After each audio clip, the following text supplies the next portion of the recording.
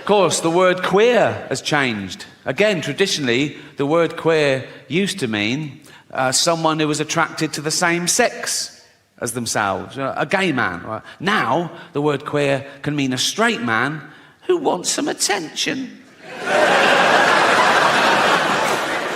I'm all queer now. Yeah, I'm right queer now. I am. Yeah. What about your girlfriend?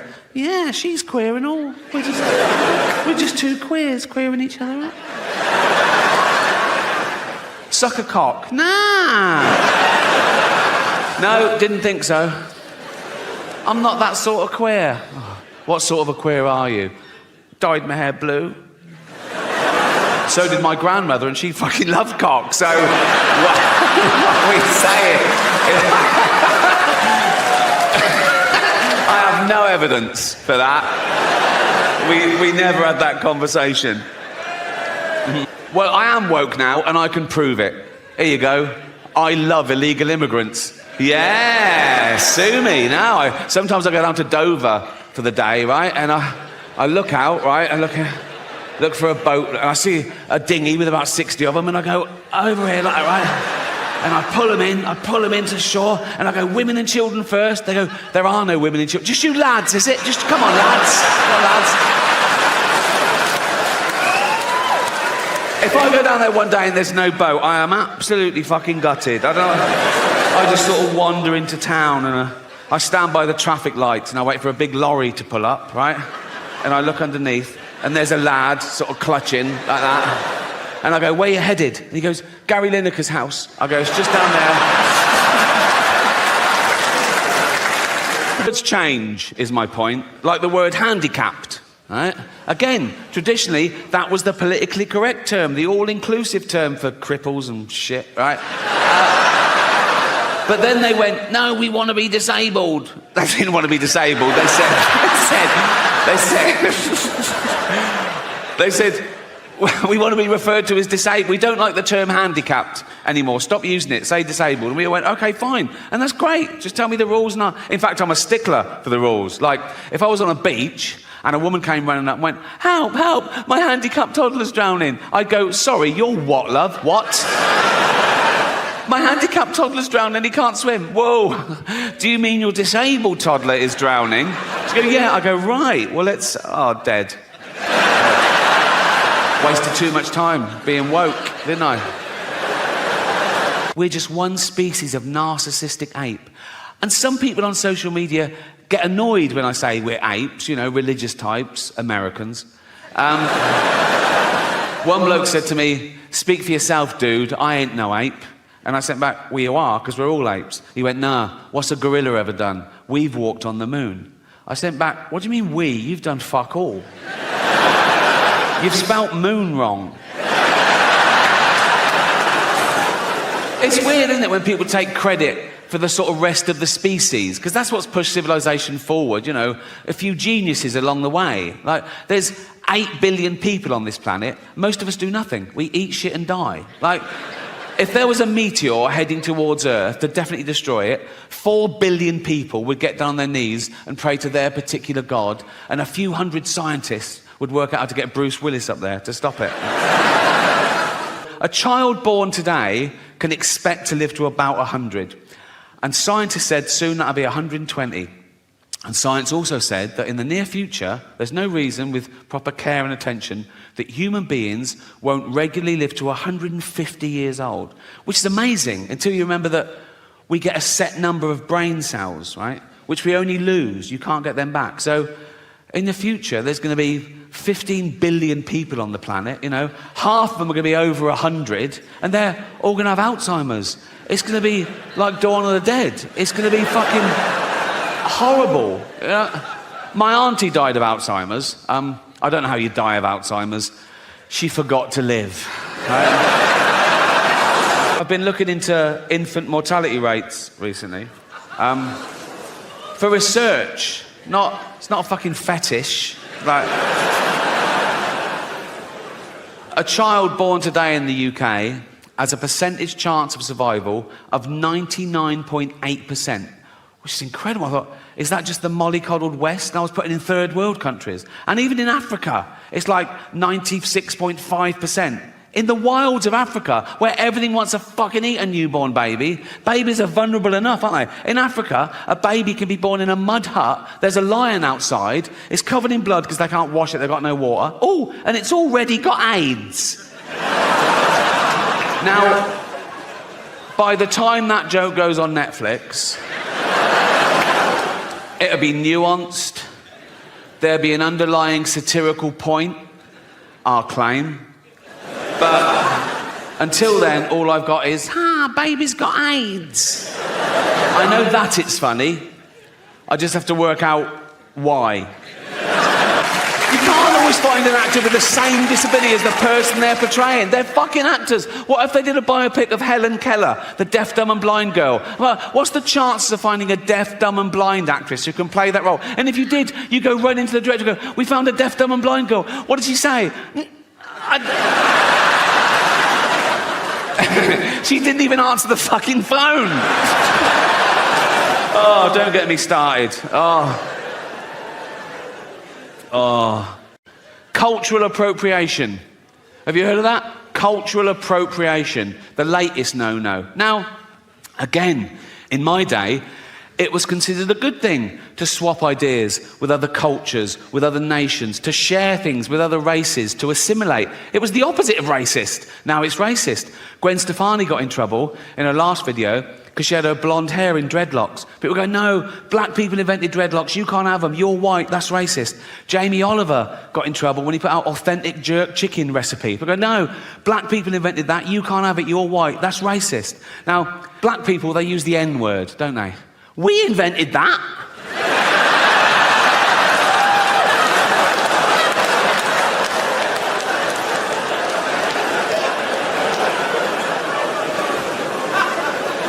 You can get sued in this country for saying someone's gay if they're not, you know, which is a homophobic law because you can't be sued the other way around. You can't be sued for saying someone's not gay if they are, which seems unfair, doesn't it? Like, I could go up to Britain's biggest gay and go, all right, Alton, all right? And he'd love that. He'd fucking love that. If that's your game, you want to be top of the pile, so to speak, right? I go, all right, Alton. You go, yeah. I go, ha, ha, ha, ha, ha, ha. You're not a gay. You go, I bloody am. Right? They go, I'm going to sue you. I go, you can't. You can't. You go, but know that I am gay. I go, I don't believe you are. You go, well, come on with me and see the shit I do if you don't believe me. I promised you more about China, and this is an amazing statistic, okay? This is true. Look it up, right? In China, there are 10 million Chinese paedophiles. 10 million Chinese paedophiles in China, and there's not enough kids. Because they've been restricting the birth. There's all these poor pedos and they're going, where's all the fucking kids? You know, fuck me, we're having to double up here and... I just thought of a joke then, I can't do it. It is actually too offensive. Okay, all right, I'll do it. But remember, you can't choose your own thoughts, okay? And I just had this thought, right? Chinese paedophile goes up to a little Chinese kid and he goes, do you want a puppy? And the kid goes, I'm not hungry. We're going to be the first generation that future generations are jealous of, right? Because we had it all and we're using it all up. We're using up all the fresh water. We're using up all the fossil fuel, right? Usually you look back in history and you feel sorry for it. You go, oh, how did they live like that? Oh, how did they get around? No indoor toilets. I've got 9 toilets in my house. And sometimes I just run around flushing them for a laugh. Just so that in 40 years' time, Greta Thunberg has to shit out of a window.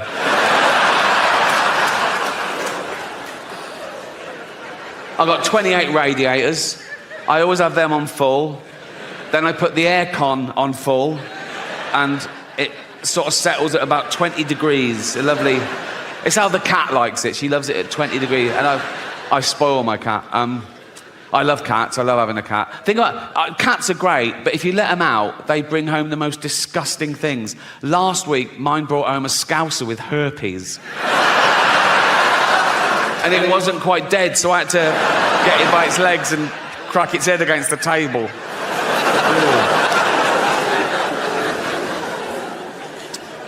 Even on the day, on the way to the red carpet, or in the limo, just to wind her up, I said, oh, I'm going to start off with a funny little one-liner, just an old-fashioned joke. She went, oh, what? I said, what did the deaf, dumb and blind orphan get for Christmas? And Jane went, I don't know. I said, cancer.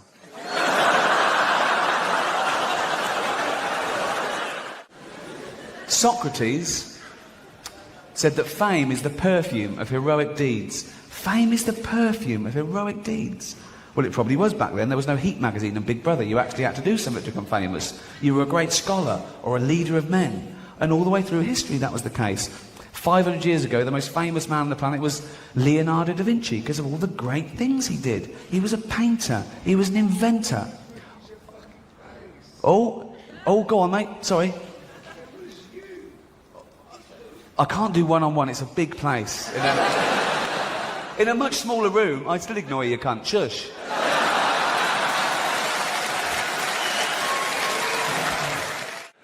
I fell back in love with stand-up on my last tour, Humanity. I played arenas around the world. Netflix bought it for a record amount. It was the most watched special of the year. I thought, everyone loves me now.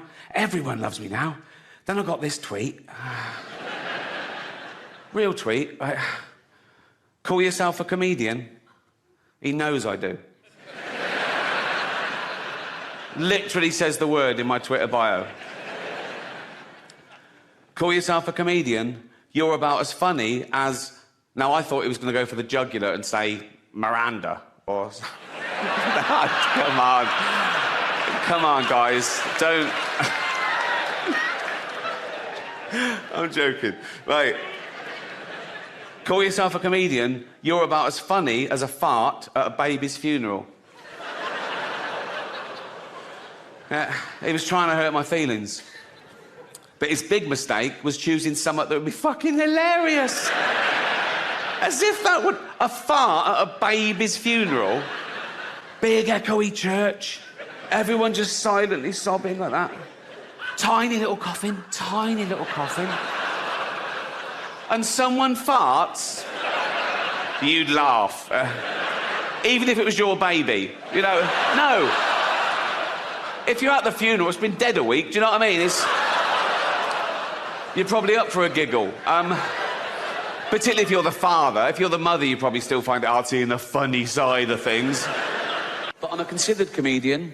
I like my jokes to be accurate and my targets to be fair. So I was engaging these people. I was saying, why is it transphobic? And they were saying, it's about a trans person. I said, well, that's ridiculous. That's like saying a joke about Bill Cosby is automatically racist. It depends on the joke. But I was talking to them, I'm willing to learn, and I found out my crime was that I dead-named her. Now, I'd never heard that term, you know, before a day after the Golden Globes, and that was saying her old name, and even acknowledging that she used to be a man. But she did.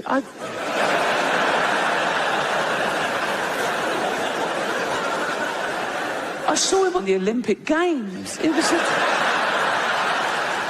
decathlete. It was in everything. He was all over the place. Shot put and pole vault. He won a medal. He was famous. He was on telly all the time. But, you know, a big, famous man with a huge... I don't know, but I mean, I'm guessing he probably... He's a big... But I've learned my lesson. Now, I'd never dead name her now. Now I know it's wrong. I'd never dead name her now. But, like, years ago... when, you know, she was a man. That was years ago, I'm saying, right? And she went to the doctor, right? And knocked on the door, and the doctor went, come in. This is years ago. I'm saying, I'd never dead name her now, but this is like a flashback before anyone... Do you know what So, come in. And he went, hello, Bruce Jenner, because that was his name then. The doctor, you know, this was years ago, and the doctor went... Oh, I'm Bruce Jenner, you big old... How you doing, boy, you fucker? How you doing? You big old lump. Oh, how you doing, boy? Come here, you fucker. How you doing, Brucey boy? You all right? Right? And Bruce Jenner, because that was his name, this is years ago, right? So Bruce Jenner went, yeah, doctor. Yeah, not too bad, doctor, yeah. Not too bad, right? And I was like, what can I do for you, Bruce? Yeah, fucker, how you doing, boy? And Bruce Jenner went, because that was his name. Bruce Jenner went, look at that. And they went, oh, come on, Bruce Jenner, you know the rules. He uses his whole name every time for some reason, I don't know why. Come on, Bruce Jenner, you fucker, you know the rules. You can't bring your big old pole vaulting pole in here, mate, you know. And Bruce Jenner went, no, that's not my pole vaulting pole, that's my enormous penis. And I thought, oh, right, yeah, seeing as it is your penis, you can bring it in here. But you should have left your shot puts outside. And Bruce Jenner went, that was his name for 58 years, I think.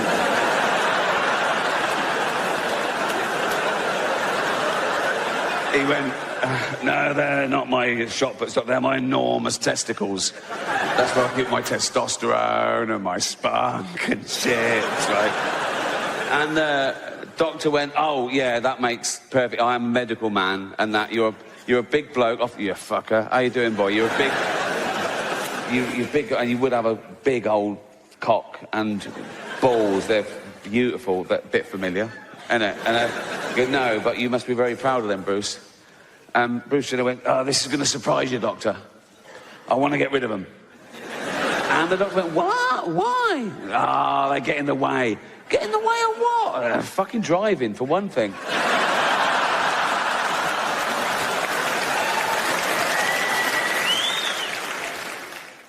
I went to school with this guy, right?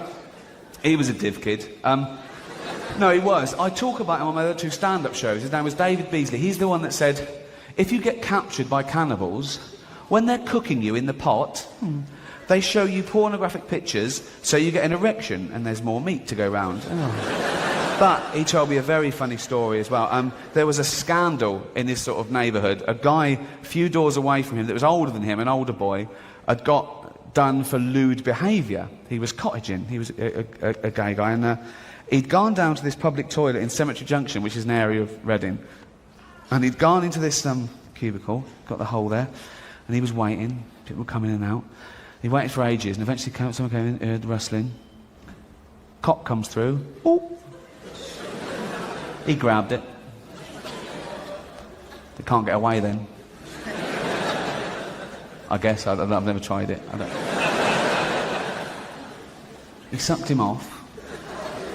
What do you think he was going to do? Play London's Burning? Of course. This dental floss is big. Of course it's... So, he got him. He sucked him off, and when they both went outside, it was his dad.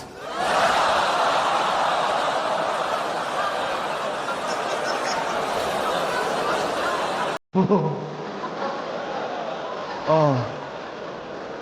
All the Colgate in the world would never get rid of that, would it? Oh. I don't know if you're affected by the volcanic ash cloud, but I had friends that were stuck all over the world, and they missed weddings and funerals, and they had to put themselves up in a hotel for extra days that they hadn't budgeted for, and they couldn't get their money back because the airlines were saying, no, we can't pay you because the insurance companies won't pay us because they're saying it's an act of God. Well, what isn't an act of God? No, if you believe in God, that's sort of a definition of him, isn't it? That he does everything. Isn't that right? Everything is an act of him. He's all-powerful. He's everywhere at once. He invented everything. There was nothing before him. He invented time, everything. He's across it all, okay? He does an act of God. How do they know, okay? Have they got a hotline to God? They call him up, do they? Ring, ring, ring, ring. Hello? Could I speak to God, please? Speaking. Oh, I didn't think you'd answer the phone yourself. What do you want? Oh, that volcanic ash cloud. Was that you? Yeah. Yes, that was an act of me, all right.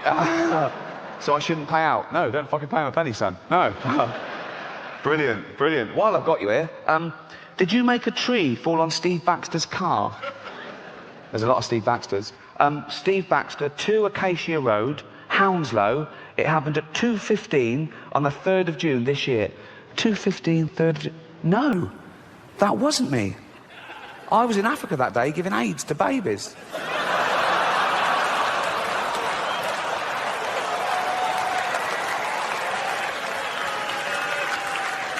He does everything. He does everything. Now, you're not to know this, but I am usually in my pyjamas by 6 p.m. I come home from work, the telly goes on, the pyjamas go on. Even if there's company, it's, you know what I mean, my house, my rules, pyjamas on. And if we've got, you know, relatives round, Jane says, oh, not the ones with the holes in, that's all she asks. Do you know what I mean? You don't need your mother-in-law, when you bend over, it's like the last chicken in the window going, he's got a tumour. You know what I mean? It's just, no. But you don't want to throw them away. The pyjamas, they get nicer with age. They get soft, don't they? And they fit you just right. No one's going to see them. I actually invented a game with an old pair of pyjamas with a hole in them. No, you know when it gets sort of really thin and the guy, then suddenly a little hole appears. You get like a quarter of an inch sort of hole. And when blokes are watching telly, we sort of doodle. Do you know what I mean? I don't know why. It's sort of like a comfort thing. I think it's anthropological. I think chimps do it. Not on me, on them. I don't. No good to me, they haven't got opposable thumbs or anything, so... I've never tried to get a chimp to wank me off, so let's nip that one in the bud. And I discovered, right, that if I pulled out miscellaneous bits of skin, right... No, could be a bit of scrotal sac, could be a hint of foreskin. You only put it out half an inch, you've got to guess which... It's called offal Jim Jam. No. And you just pull it out, just half an inch, right? And you turn to your girlfriend and you go, offal Jim Jam, cock or ball?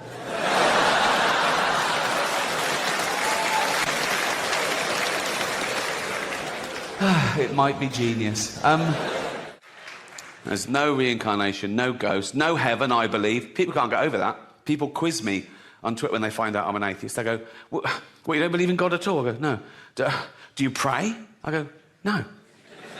They go, why don't you pray just in case there's a God? And I say, why do you put garlic over your door just in case there's a Dracula? Right? And I've got no problem with praying, you know. I know loads of nice Christians and Muslims and Jews, and if one of my family is very ill, they always say, oh, I'll pray for them. And I always say, oh, thanks very much, because it's a nice gesture. If they said, oh, we also cancelled the chemotherapy, I go, don't do that, don't do that. Pray, fill your boots, son, but let's do the praying and the chemotherapy, shall we? Because that's the same result as just the chemotherapy. So let's definitely keep that one, shall we? I got in trouble talking about praying on Twitter once. Do you remember a few years ago that terrible disaster in Oklahoma, the hurricane? People lost their lives and their livelihood, and I donated to the Red Cross, and I tweeted about it with a link saying you can donate here too, trying to help them with their drive. And one of those sort of frivolous entertainment magazines from America, their account tweeted this thing. It really annoyed me. They tweeted, Beyonce and Rihanna send prayers to Oklahoma. And I tweeted back going, oh, I feel like a cunt, I only sent money.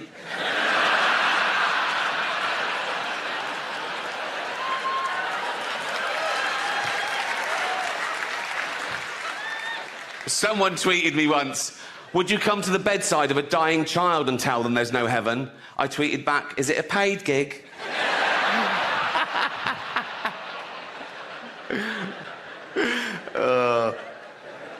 I prefer dogs, obviously.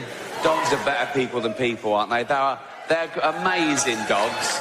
They're our best friends, they guard us, they guide us. There's medical detection dogs that can smell if you've got, like, AIDS. I'm not a doctor, but their noses are like 1,000 times more sensitive than ours, so they sort of go, poor, you're well HIV, fuck, you know that. And you go, you can smell AIDS on someone. Yeah. Then why didn't you smell it on the bloke I brought home last night then, you fucking idiot? They did the first 3 billion years by themselves, evolution and all that. And then we got involved and we did a bit of selective breeding, you know, getting them how we wanted them to do jobs for us, you know, a bit more of that, a bit stronger, faster, whatever. And they're great at the jobs they're bred to do, and they love the job they're bred to do because they're genetically hardwired to love that behaviour anyway. Although the Rhodesian Ridgeback was bred to hunt lions, and I can't help but think that was a little bit of a shock to it when it found out. So we've done all the breeding, all the different pedigrees, all thousands, all the miles around, a big passing out parade. There's a bloke in a square with a white coat and a clipboard, and he goes, right, dogs. And they all go, what? Who wants to know what jobs they've got? We all do. Right. Okay, Labradors. Yeah? Do you like carefully bringing back dead ducks? Yeah. That's your job. Amazing. That is amazing. That is my favourite job. That is my favourite job. Jack Russells. Yeah. Do you like shooting down rabbit holes after... Yeah. That's your job. Fucking hell. Best day ever. Best day ever. Miniature poodles. Yeah.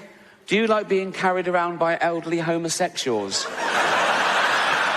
Yeah. That's your job. That's your job.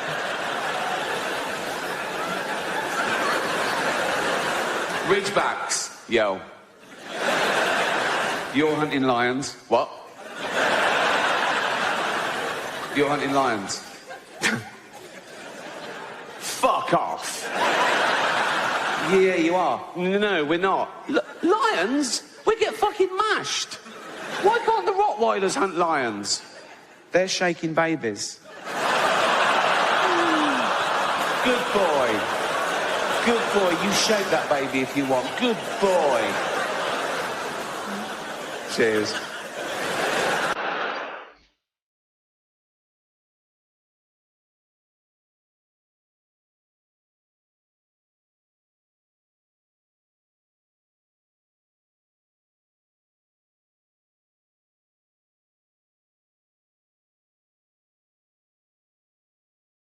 To be quite political, growing up, that 15, 16-year-old becoming aware, and, well, you did it to annoy your parents, obviously, but I think we're inundated with politics from an early age. I think everything is charged with politics and morality and the way to live. It's in everything, fables, nursery rhymes, little sayings. I remember I must have been as young as 6, when we used to have an assembly at school, an infant school. We'd all come in every Monday and sit down on the floor, cross-legged, and our deputy headmaster used to come and tell us a story. And it always had a moral that we were meant to think about, and this would make us into leaders of men, character building. And he used to take ages over it, and he loved it. It was his best day, you know. And I remember he told us about the 2 mice, the lazy mouse and the industrious mouse. And it was summer, and these 2 little mice were out in the woods.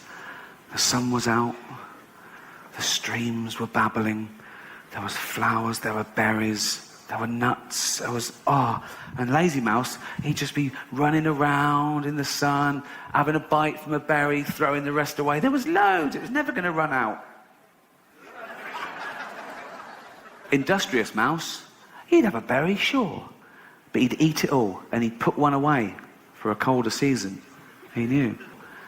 Lazy Mouse, he'd be fucking running about, sunbathing, eating that, chewing out, throwing the rest away. Industrious Mouse went, oh, be careful, Lazy Mouse, because come winter, oh, fuck off, you square.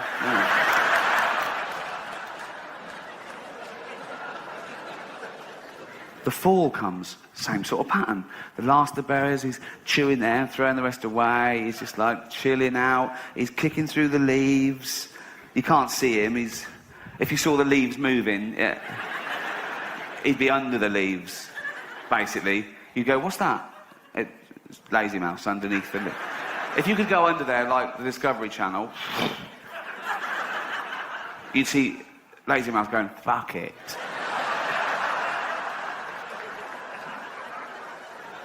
Industrious Mouse, he'd be freeze-drying loads of berries, he'd be chopping wood, and he made an axe to chop the wood out of a little twig and this sliver of flint, which he tied on with a horsehair, thus enabling him to chop and stockpile fuel.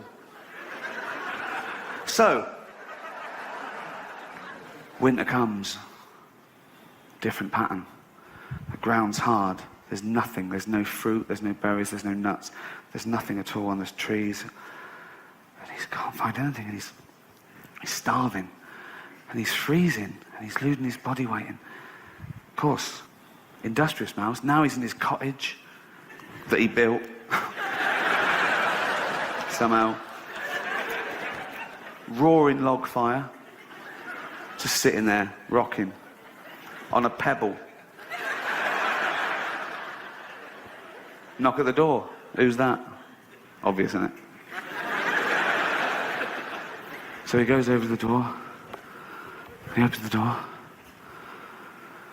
It's Lazy Mouse. And he goes, what do you want? He goes, I'm cold and I'm hungry. I can't find any food and I think I'm going to die. And he goes, well, I did warn you, didn't I? And he goes, yeah. He goes, never mind. Come in here and share with me. Where's the moral there? Fuck around, do what you want, and then scrounge off a do-gooder. That's a terrible moral for children, isn't it? Awful. He told us the one about the boy who cried wolf. Have you heard that? Oh, well, I'm going to tell you again. Boy, in the Bible, I don't know, he's... I haven't got a specific year, have I? Right? Boy, looking after the sheep for the villagers. That's his job. Look after those sheep, boy. You go, all right, yeah. But he gets a bit bored. Probably gets a bit sleepy if he's counting them. Right? And he thinks, oh, I'll have a laugh here. He goes, wolf, wolf. And the villagers come up and they go, where's the wolf? He goes, there's no wolf. They go, oh, you go. So next day, he gets bored again. He thinks, that worked a treat. He's got very little imagination. He goes, I'll do that again. Okay? So he goes, wolf, wolf. Where's the wolf? There's no wolf. Oh, you can't. So the next day, he's sitting there. There really is a wolf. And the wolf comes up and he goes, wolf, wolf, wolf, wolf. But the villagers don't come. And the wolf eats all the sheep. And we were told the moral of that is never tell a lie. No, it isn't. The moral of that is never tell the same lie twice. Again, a terrible moral for children. Nursery rhymes. Jack and Jill went up the hill to fetch a pail of water. Jack fell down and broke his crown, which I later learned meant his cranium. I thought his hat fell off. And Jill came tumbling after. And that's a true fable of 16th century lovers who used to go up to the well behind the prying eyes of the villagers and their spouses and have it away. And what's the moral there, though? Don't fuck around with sluts or you get your head caved in. How is that applicable to 5-year-olds? I have never worked out the moral to Humpty Dumpty. Humpty Dumpty sat on a wall. Humpty Dumpty had a great fall. All the king's horses and all the king's men couldn't put Humpty together again. All I can think is, don't sit on a wall if you're an egg. But again, how is that applicable to a 5-year-old human? I mean, you tell that to a group of 5, oh, so don't sit on a wall if you're an egg. Oh, well, what do you mean if I'm an egg? I'm not an egg.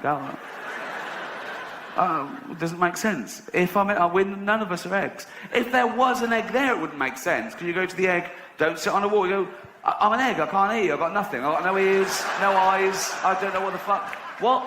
Don't sit on a wall. I can't fucking hear, I've got nothing. I'm in nothingness. I can't fucking climb walls for a start, so...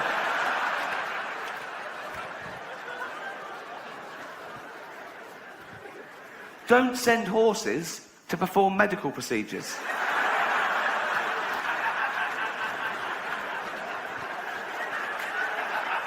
Of course they couldn't put him together again. They've got no dexterity whatsoever. They can't sew to save their life. They've got no thumbs, let alone opposable thumbs. Don't send a horse. It's delicate. An egg? We've got a cracked egg. Should we send a horse? Definitely not. Have you got a doctor or someone who works for Fabergé? Don't. We've got like a half-a-ton creature with no fingers. Don't send that. Got a four-legged thing with like that. No chance. They can't. Couldn't put on. They couldn't scrub up. They can't. Imagine, there's an egg, delicate egg. Horse comes over, fucked. It couldn't, they wouldn't even think of fucked. That's it. They wouldn't even see it. They go over there, what? Fucked, that's it. Wouldn't even, you couldn't explain it to it. Don't send, it's ridiculous. If I had to design the perfect egg crushing device, it would be a hoof. I need this, as a cracked egg, I need it crushing completely. Hoof.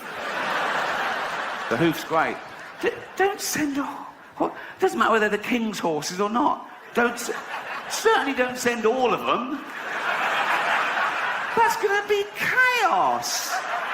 If there was one horse with a little bit of nous, he did like 1 year before he got kicked out of Harvard. He could, I know the rudimentaries, they'd all fuck it off, for fuck's sake.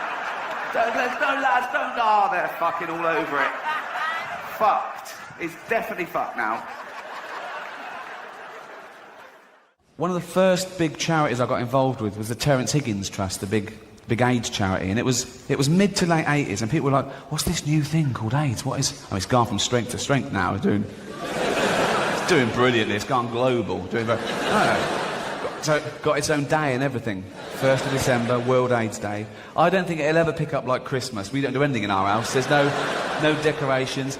But I discovered something. You're still learning. The first HIV virus was a combination of 2 separate viruses that combined in rhesus monkeys, and it made this rudimentary form of AIDS. And it was fatal to them, but this was passed to chimpanzees. Sometimes chimps would get a bloodlust and eat a rhesus monkey, and it evolved and mutated in chimps. And because we're 98.6% genetically identical to a chimpanzee, it was able to be passed to humans. And the first human contracted AIDS when he was chopping up chimp meat and cut his finger, although that's the excuse I'd have given.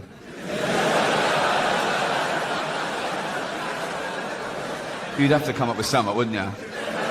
You go to the doctor and you go, oh, I feel terrible, doc. The doctor goes, oh, I'm not surprised. You go, is it ME? Worse than ME. You wish you had ME. You shouldn't be laughing about it. He's got terrible news. No, terrible doctor. You're the first human to contract AIDS. Is that bad? Can be. Still laughing. You shouldn't... How would I got that? 2 ways. 1, you were fucking a chimp up the arse.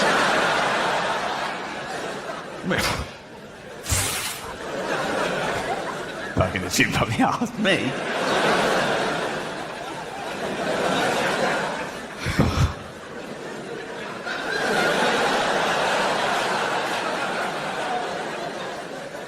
No way.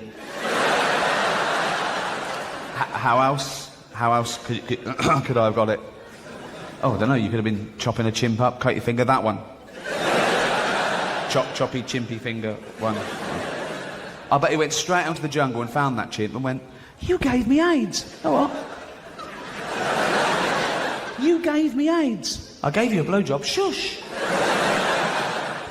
No, I got AIDS from you. Well, where did I get AIDS from?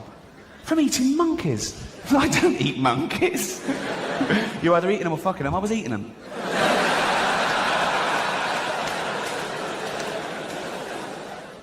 But psychology, psychiatry, neuroscience, it's still in its infancy. And we still know so little about the brain. And 150 years ago, we knew nothing. It was all guesswork, right? And everything was just mental. If you weren't a white, sort of heterosexual, married Christian man, right? If you deviated too far, mental. They just went mental, like that. Like homosexuality, mental illness, you were put in an asylum for life, or worse, tortured. Women who fell pregnant out of wedlock, mental, asylum for life, right? And now we understand things more, we're more tolerant, I think it's going too far the other way, though, because now nothing's mental. You can't find something that nothing is considered mental. Everything is a syndrome or an addiction or a preference, right? I could have my legs removed, have wheels put on, identify as a pram, right?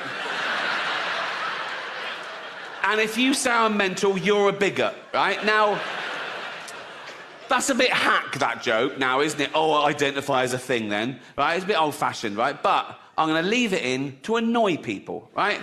Because that's the bit that'll offend people. Same as humanity. I talk about AIDS, famine, cancer, the Holocaust, rape, paedophilia. But no, the one thing you mustn't joke about is identity politics. The one thing you should never joke about is the trans issue, right? They just want to be treated equally. I agree. That's why I include them. You know?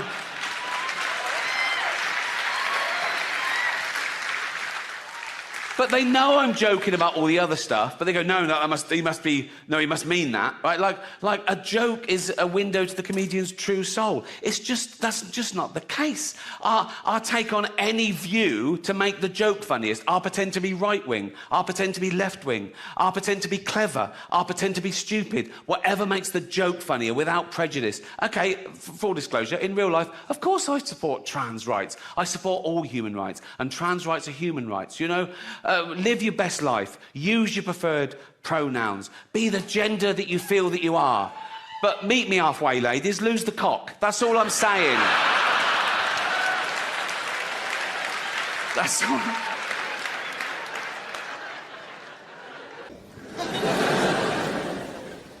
When I first moved in with my girlfriend, 20-odd years ago, our first flat together, it was a horrible place. It was in King's Cross, and it was a horrible area, King's Cross, a seedy road, seedy block, horrible little thing. It was a rip-off, but it's all we could afford. It was one room, just one room, but it had like a little kitchenette area.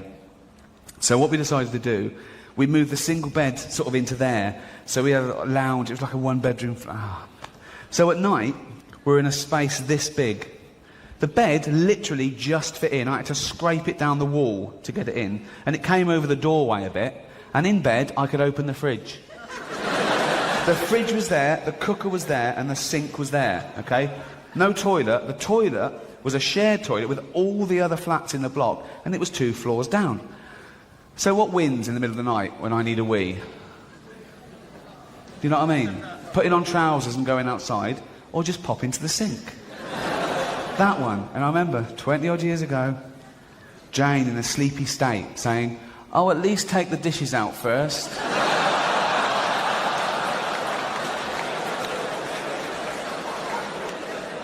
I didn't. I used to get hold of the bottom plate and lift them all up and wee straight down the plug hole. Have you seen all the ghost hunter shows? Years and years. Celebrity ghost hunter. All around the world. Thousands and thousands of hours of footage. They've never seen a fucking ghost. It's all like, oh, what was that? Was it that I was just the... No, not the... Oh, did you hear that? Was it just that? Was it you? Oh, no. Imagine if wildlife programmes were like that. Imagine watching David Attenborough all these years and everybody goes, here...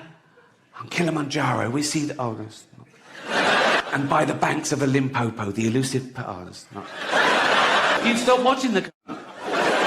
The pedo hunter shows, on the other hand, there's usually accompanying the crew just in case. You know what I mean? Particularly if it's a BBC production. Oh, shut up. And I think that's the important thing, because I've often said that... people get offended when they mistake the subject of a joke with the actual target. Yeah. And they're not necessarily the same thing. You can make jokes about any subject. It depends what the joke is. Yeah. There's no rules. You can't joke about this. You can. You should be able to. You just can. Yeah. Okay? And there's nothing sacred. But people then they go, yeah, but you shouldn't hurt people's feelings. Well, you can if their feelings are wrong. Yeah. Yeah. You know, if you don't like the facts, don't change the facts, change the feelings. Yeah. You know. Jada, I love you. G.I. Jane 2, can't wait to see it. All right?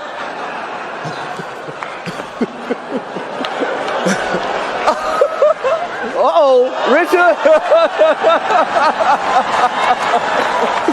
Oh, wow. Wow. Will Smith just smacked the shit out of me. How arrogant are you to think that you deserve to go through life with no one ever saying anything that you don't agree with or like? I want people to stop saying that joke's offensive. Yeah. I want them to start saying I found it offensive, because you've got to own the emotion, because that's all it is. You're just telling me how you feel about it. Yeah. There's nothing intrinsically offensive about this joke. Keep my wife's name out your f***ing mouth. Wow, dude. Yes. It was a G.I. Jane joke. Keep my wife's name out your f***ing mouth. I'm going to, okay? That was a greatest night in the history of television. Okay. Out there, well done, Winslet. I told you. Do a Holocaust movie. The awards come, didn't I? See? Trouble is with Holocaust films, there's never any gag reel on the DVDs. I don't know. There isn't. It's, now, don't do it. It'll be fine. Don't. But you all look lovely, all dolled up. You came here in your limos. I came here in a limo tonight, and the licence plate was made by Felicity Huffman. So, no. Shush. How are you? Nice to have you here. Oh, it's great to be here. Yeah. Nice new studio. This is new. This is a new experience, yes. Yeah, it's great to... Giant moon, big fake moon behind you. Actually, the studio was easier to find than the channel on the TV.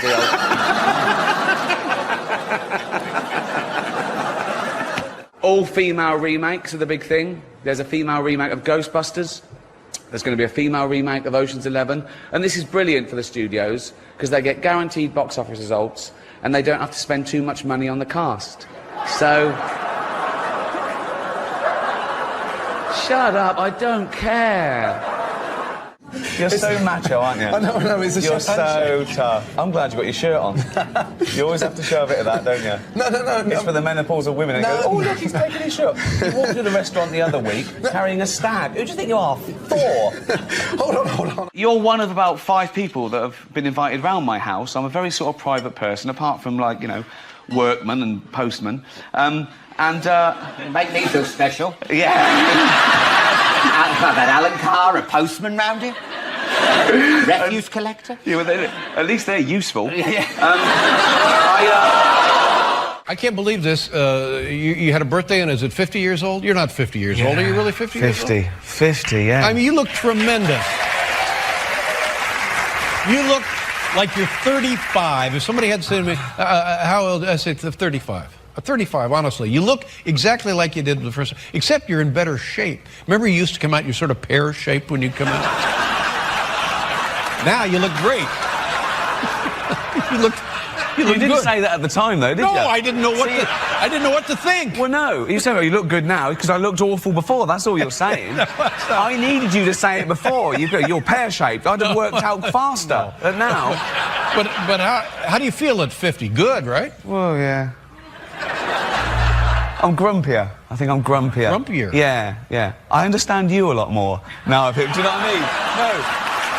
I never knew you were this weird. Really? No, because you kept it... We worked together for a couple of days. And I know. You're absolutely mental. In a nice way? Yeah. But so... Stop all the time and say, chill, bro. Sorry. Yeah, you're not giving them. You know, they come out, they park their cars, they've got babysitters, they haven't paid. Why would you? That'd be mental.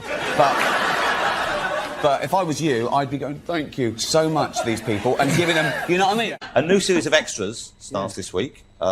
Congratulations on getting a second series, essentially, but also. Congratulations on already fucking it up. It's next week, you moron. It was shoddy. It was, I mean, you didn't write it, and that's... But do it like it's your... Do it like you were clever enough to come up with this joke yourself, okay? Because I would love to try stand-up. I'd love to do stand-up. I think it'd be good. I think it'd be good. You say that, but when I try and write a joke, I get the opening bit. I say, that's a funny idea. Madonna's got divorced. And then I think, yeah... Where's my writers? You know, I don't know. And I went out and said... I've got no Will Smith material, and they got a big laugh just because they were thinking it. Like, oh, yeah, that's my show. I wasn't there, right? And I said, people on Twitter, it was trending. People saying, "Oh, what would have happened if Ricky had been hosting it?" And I said nothing because I wouldn't have made a joke about his wife's hair. I'd have made a joke about her boyfriend. Everybody, you went to the Achilles heel of everybody. Like when you tell a woman who's, she looks old, that just hits a woman deep in the... Why did I say that too? I think you said something about the Sex and the City women, like about... I said it was airbrushed, and I said, we know how old you are, girls. I saw one of you in an episode of Bonanza. Okay. Come on, say it all. No, I was saying, why lie? There's nothing wrong with being 50 or looking 50. But you're not a woman. I get you. But I don't think you lose your sensuality at 50. Wasn't ready,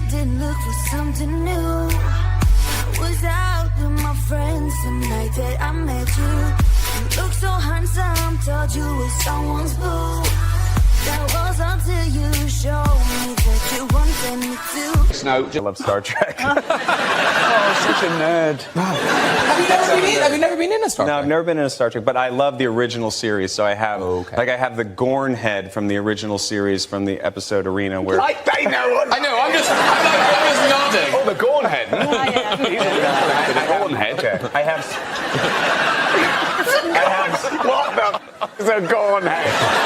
Every time you're on the program, I try to do this, and it always comes out very clumsy. Let me try it one more time. Possibly the best television show ever. What do you think? Possibly. What do you mean?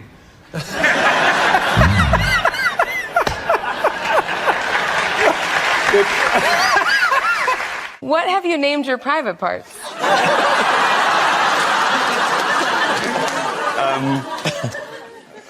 Pamela.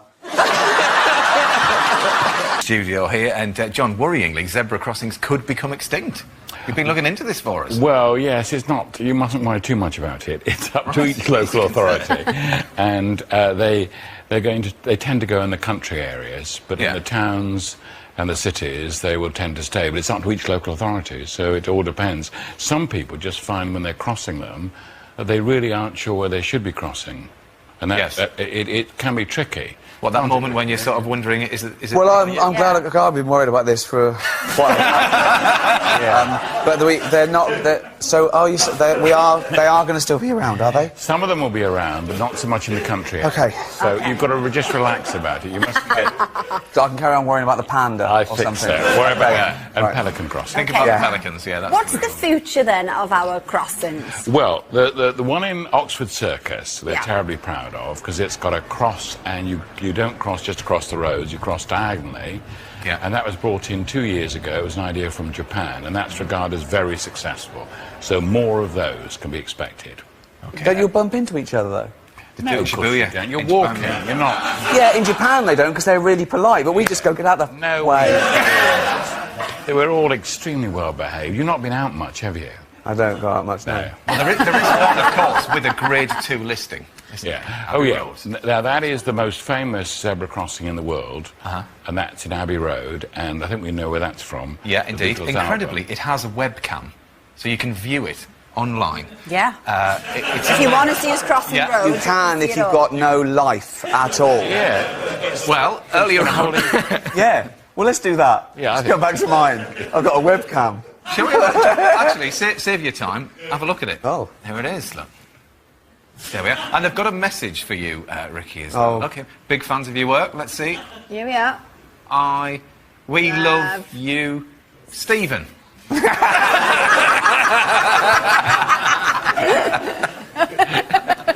you are. Brilliant. Thanks, John. Brilliant stuff. Thanks, John. Now then, this year for Children in Need, Matthew is going to pedal a rickshaw all the way from Edinburgh to London in just 8 days. Yeah. Now then, I did actually have a little go myself, just to see how difficult it was, and it's not...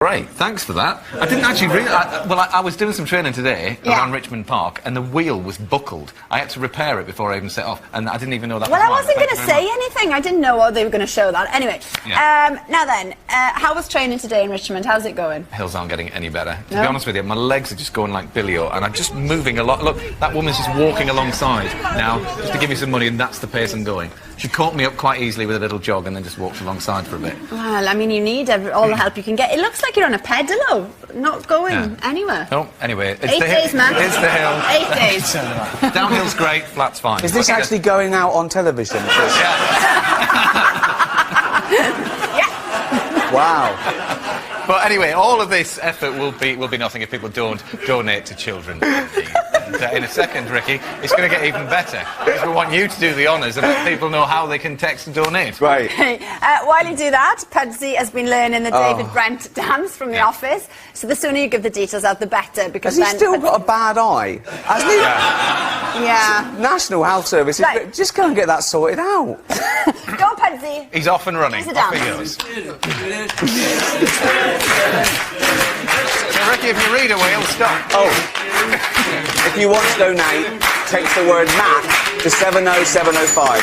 Messages will cost £5 plus your standard network charge, and £5 goes to children in need. For full terms and conditions, visit the website bbc.co.uk. The One Show.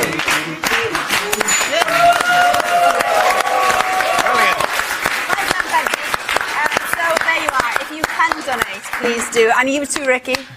There's a bloke in that wanted to play Chekhov at the National. No! This is the only... Puts it all the way. Back to Anyway, yes. Sit then. yourself down, mate. Back to your old show, Safer Ground. Let's have a look at Liam Neeson popping in for a little chat about career advice. Lovely. So there you are, Liam Neeson asking you for some career advice. So we thought... And of course he says the most horrendous things, which you had to cut out. I understand that. Yeah. I understand that. That's not a problem. It's That's not a problem. Yeah. I've been censored. Right? But we found some people in the papers today who we thought might need a bit of Ricky advice. Okay. Right, so here we go. Okay, the first one. First of all, it's been a difficult few weeks for the Greek Prime Minister, George Papandreou. It seems Greece might run out of money in 2 weeks' time. The solution is? Get a catalogue, HP catalogue. That's what I want you to do. Everything's 28 weeks at 38 pence. If you need anything, just get it from that. Next one. A shop has apologised after apparently refusing to sell a 92-year-old woman, this is Diane Taylor, a bottle of whiskey because she couldn't prove her age. That's unbelievable. Any advice? That's the law. No ID, no. What if it turns out she was just a really stressed 9-year-old? Maybe soon. Quite right. No ID, no whiskey. Yeah. On we go now then. When Sir Arthur Conan Doyle created the great detective Sherlock Holmes, he made him... Now, Ricky was just saying there, got some grand plans for Poppy Day. Yeah, I'm doing a big charity concert for wounded soldiers in America with Bruce Springsteen. I know, amazing. I did it with last year. It's a cause sort of close to our heart. Yeah. And what a bonus as well. Yeah. You're doing that and with him, it's amazing. Incredible. Yeah, well, good luck with that. And thank you, of course, for coming in. Now, Life's Too Short starts next Thursday at 9:30 p.m. on BBC Two. And the making of Life's Too Short is on this Saturday on BBC Two at 10:15. Yeah, thanks to all our guests today, to Ricky, of course. Tomorrow, Channel Top and X Factor stars One Direction surprise some very deserving children with their own personal performance. We'll be here tomorrow with Chef Hugh Fernley-Whittingstall. See you then. Bye-bye. Thanks again.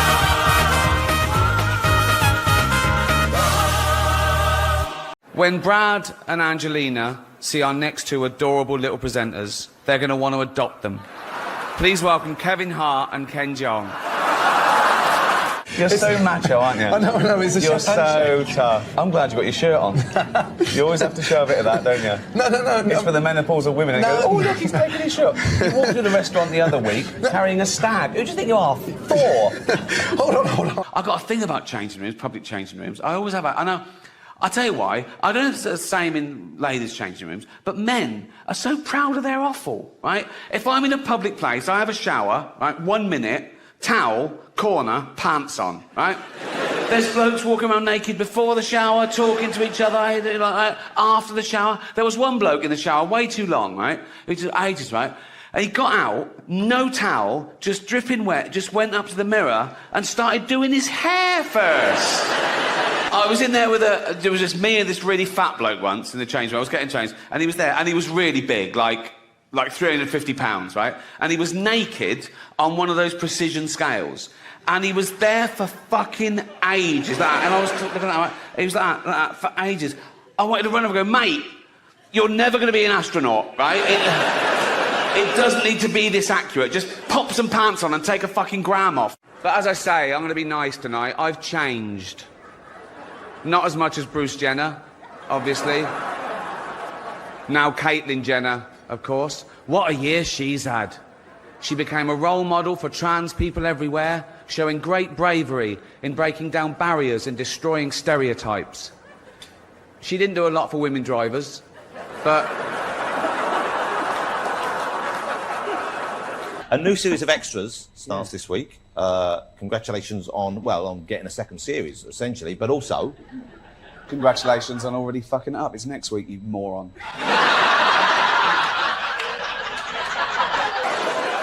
I know you can't say Chinaman anymore, right?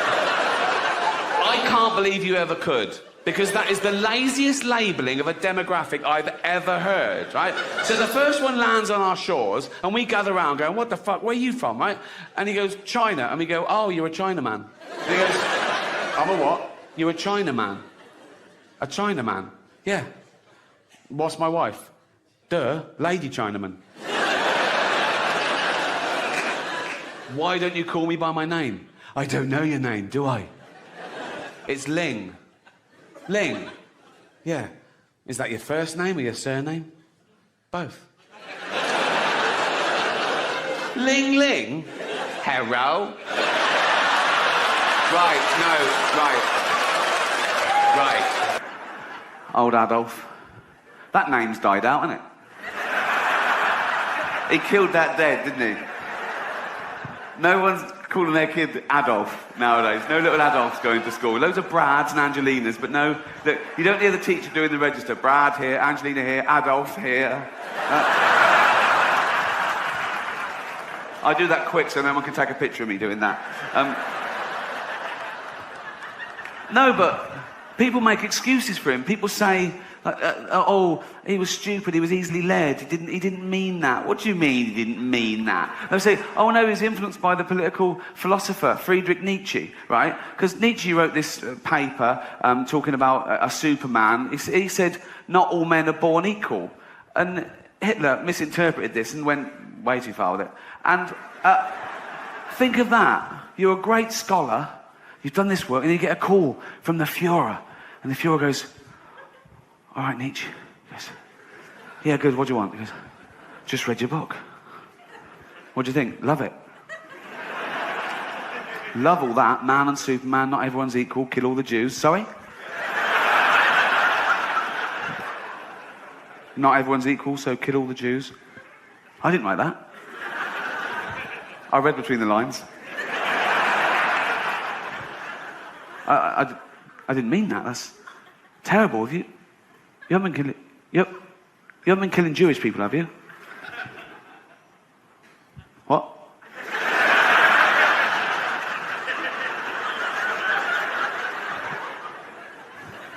Have you been killing Jewish people? Yeah.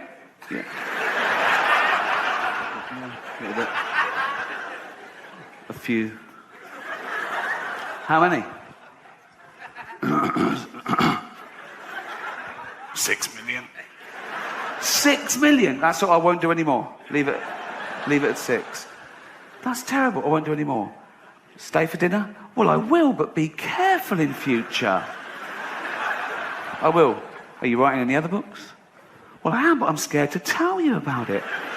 I won't do anything. What's your new book called? My new book is called The Gypsies. Do we need him?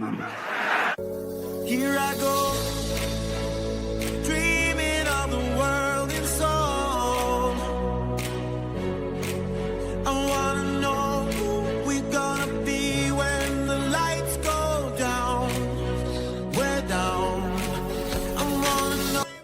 But I'm a considered comedian.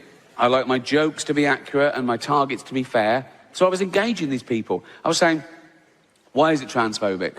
And they were saying, it's about a trans person. I said, well, that's ridiculous. That's like saying a joke about Bill Cosby is automatically racist. It depends on the joke. But I was talking to them, I'm willing to learn, and I found out my crime was that I dead-named her.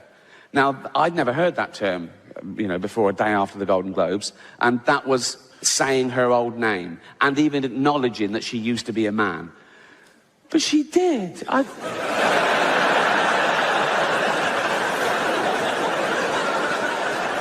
saw him on the Olympic Games. It was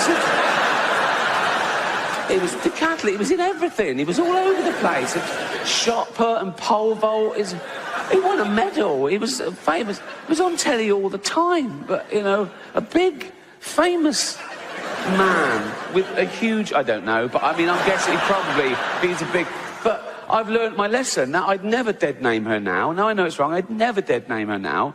But, like, years ago, when, you know, she was a man...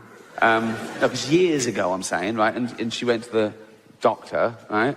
And knocked on the door, and the doctor went, "Come in." This is years ago. I was saying, I'd never dead name her now, but this is like a flashback before anyone. Do you know? So, come in, and he went, "Hello, Bruce Jenner," because that was his name then. The doctor, you know, this was years ago, and the doctor went, "Oh, I'm Bruce Jenner, you big old... How you doing, boy? You fucker? How you doing? You big old lunt. Oh, how you doing, boy? Come here, you fucker. How you doing, Brucey boy? You all right? Right? And Bruce Jenner, because that was his name, this is years ago, right? So Bruce Jenner went, "Yeah, not too bad, doctor, yeah. Not too bad, right?" And so, "What can I do for you, Bruce?" "You fucker. How you doing, boy?" And Bruce Jenner went, because that was his name. Bruce Jenner went, "Look at that." And they went, "Oh, come on, Bruce Jenner, you know the rules." He uses his whole name every time for some reason, I don't know why. "Come on, Bruce Jenner, you fucker, you know the rules. You can't bring your big old pole vaulting pole in here, mate, you know." And Bruce Jenner went, "No, that's not my pole vaulting pole, that's my enormous penis." And they're, "Oh, right, yeah, seeing as your penis, you can bring it in here, but you should have left your shot puts outside." And Bruce Jenner went, that was his name for 58 years, I think.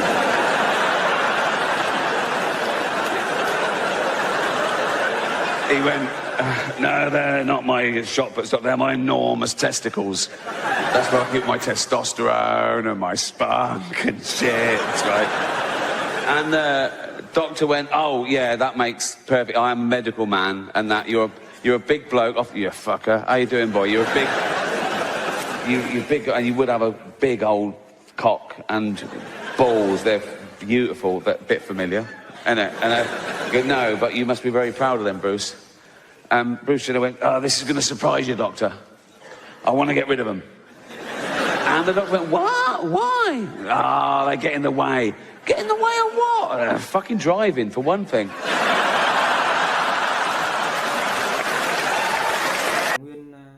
Màu trắng để được làm hình bánh men rất chi là đẹp các bạn không? Và đằng sau của chai đây, như các bạn đang quan sát đấy các bạn, đó là chính là những cái mã vạch đấy các bạn. Đây, như các bạn quan sát, đó chính là những cái mã vạch để chúng ta được kiểm tra mỗi khi chúng ta mua về đấy, từ mã vạch đấy, hoặc là từ 1 đến 2 3 4 5 6 7 8 đó 9 10 và vân vân đấy. Đó là 10 những cây thảo dược và các gia phụ khác để thiết kế và làm cho chúng ta nên những cái nọ dầu hay nọ sữa tắm như thế này. Không phải là ít cây thảo dược, mà trong khi đó là rất chi là nhiều cây thảo dược, và qua sự chế biến để được cái nọ dầu như thế này rất chi là đẹp các bạn. Và trên chai cũng đã được in những cái hoa nõm hơn với thân chai các bạn, rất chi là hấp dẫn. Và trên nắp chai đây, như các bạn quan sát đấy, đó là một cái chiếc nắp tạo thành rất chi là nhiều những đường răng cưa đấy, để chúng ta mỗi khi xoáy là không bị trơn tay cũng như là trượt tay, vì nhờ có những cái ma sát bằng răng cưa nhỏ này đấy. Nhưng mà mỗi khi chúng ta đã phải xoáy đâu ạ. Đấy là nhà thiết kế là đề phòng chúng ta thôi. Còn nếu mà chúng ta khi đi vào sử dụng những chai này thì chúng ta cũng không cần phải xoáy cái này đấy. Và chúng ta chỉ cần bật cái nắp này lên thôi các bạn ạ. Đấy, như quan sát trong video, đây là một cái nẫy đấy, nẫy bật lên bật xuống được đấy, các bạn nhé. Mỗi khi chúng ta bật lên bật xuống thế này là chúng ta sẽ rót dầu ra tay và xoa lên đầu hoặc là trên những cơ thể mà mình tắm, rất chi là tốt về cho các bạn. từ tóc, sẽ mềm tóc và sẽ đen tóc. Đấy, rất chi là có tác dụng. Da thì chống được lão hóa. Đấy, và đẩy đi được những cái virus cũng như da chết của trên cơ thể chúng ta, rất chi là tốt, làm cho da chúng ta mềm mịn. Đấy, rất chi là có hậu quả. Và đặc trưng là mùi thơm bạc hà cũng như là lá cây của những cái vị thuốc nam rất chi là sảng khoái mỗi khi chúng ta sử dụng những cái lọ dầu như trên tay mình đang cầm đây. Đấy. Với đặc điểm của lọ dầu này, đấy, dùng xong thì các bạn ấn vào rất chi là tiện. Với lọ dầu này thì các bạn theo như các bạn thì mua bao nhiêu tiền. Đó. Mình mua với lọ dầu này giới thiệu các bạn cũng rất rẻ thôi, mà phù hợp dùng cho cả nhà. Đấy, từ người già đến người trẻ đến phụ nữ, ai cũng có thể dùng được những lọ dầu mà trên tay mình đang cầm đây. Rất chi là dễ sử dụng, mà rất chi là có hiệu quả về chất lượng cũng như tác dụng về cái lọ dầu này. Đấy. Thì vì vậy qua những video này thì mình cũng muốn giới thiệu với các bạn thì gia đình nào cũng phải cần đến những dầu gội này và cũng phải sử dụng đến hàng ngày. Đấy, mỗi khi chúng ta vào nhà tắm, chứ không phải là cứ gì phải một gia đình nào hết. Đấy, vậy mình muốn giới thiệu các bạn sơ bộ thế để các bạn tham khảo và tìm hiểu để các bạn sử dụng về cái nguyên liệu và chất lượng của cái lọ dầu mình đang cầm trên tay đây. Có gì video lần sau mình sẽ giới thiệu các bạn chi tiết hơn. Còn video lần này mình giới thiệu các bạn đến đây là mình xin tạm biệt các bạn và hẹn gặp lại các bạn ở video lần sau. Xin chào tạm biệt.